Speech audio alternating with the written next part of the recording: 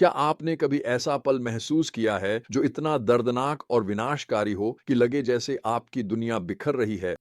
शायद वह किसी प्रियजन की पीड़ा थी, विश्वासघात या टूटा सपना। ऐसे पलों में दर्द के पार देखना मुश्किल है। लेकिन अगर मैं आपसे कहूं कि ऐसे दिल टूटने वाले समय में भी परमेश्वर अभी भी काम कर रहे हैं।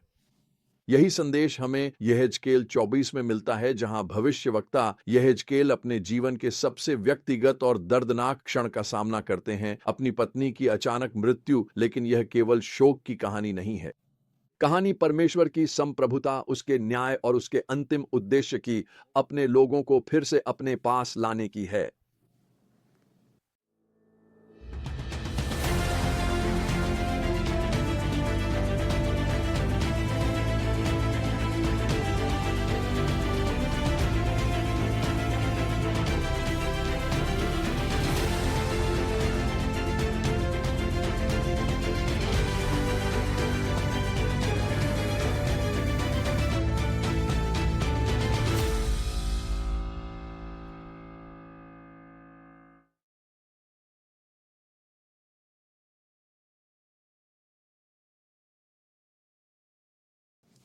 इस अंश का मुख्य बिंदु स्पष्ट है।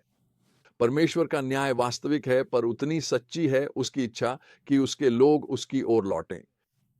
विनाश के बीच भी परमेश्वर अपनी महिमा प्रकट कर अपने लोगों को पश्चाताप के लिए बुला रहे हैं।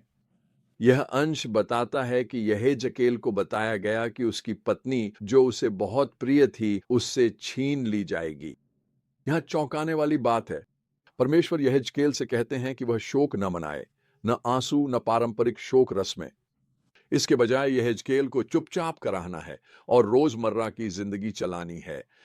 क्यों? क्योंकि उसकी व्यक्तिगत हानि इज़राइल के लोगों के लिए एक संकेत है।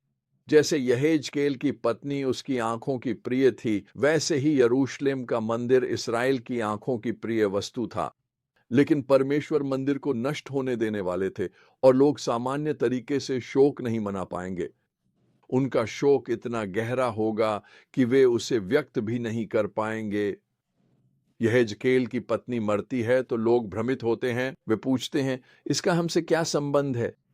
यहेजकेल 24 आयत 19। यहेजकेल समझाते हैं कि जैसे उन्होंने अपनी प्रिय वस्तु खो दी, वैसे ही वे लोग मंदिर को खो देंगे, जो उनके गर्व, उपासना और पहचान का केंद्र है। लेकिन इससे भी बढ़कर वे अपने बच्चों, अपने घरों और अपनी स्वतंत्रता को भी खो देंगे। और अपने शोक में वे ठीक से शोक भी नहीं मना पाएंगे। क्यों? क्योंकि उनके पाप ने ही उन पर यह न्याय ले आया है। यह एक कठोर सत्य है, लेकिन हमें इसे सुनना जरूरी है।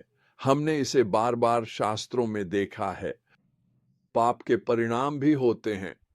इसराइलियों ने परमेश्वर से मुंह मोड़ लिया, मूर्तियों की पूजा की और विद्रोही जीवन जीने लगे। अब हिसाब का समय आ गया था। लेकिन इस न्याय में भी परमेश्वर अनुपस्थित नहीं है। वह यहेजकेल की त्रासदी का उपयोग लोगों को उनके पापों की गंभीरता और पश्चाताप की तात्कालिकता दिखाने के लिए कर रहे हैं। अध्याय 4 और 5 में हम आने वाले न्याय के और जीवंत चित्रण देखते हैं। परमेश्वर यहेजकेल से कहते हैं कि वह मिट्टी के मॉडल से यरूशलेम की घेराबंदी का अभिनय करे। उसे 390 दिन एक ओर लेटना है, जो इसराइल के पाप के वर्षों का प्रतीक है। फिर 40 दिन यहूदा के पाप का प्रतिनिधित्व करने के लिए लेटना है।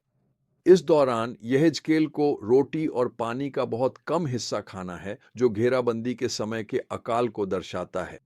यह एक नाटकीय, लगभग रंगमंचीय प्रदर्शन है, लेकिन इसका उद्देश्य आने वाली वास्तविकता को गहराई से समझाना है।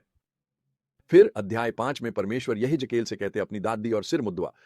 यह शोक और अपमान का प्रतीक है। बालों को 3 हिस्सों में बांटना है। 1/3 जलाना है, 1/3 तलवार से मारे गए, 1/3 हवा में बिखेर दिया जाएगा।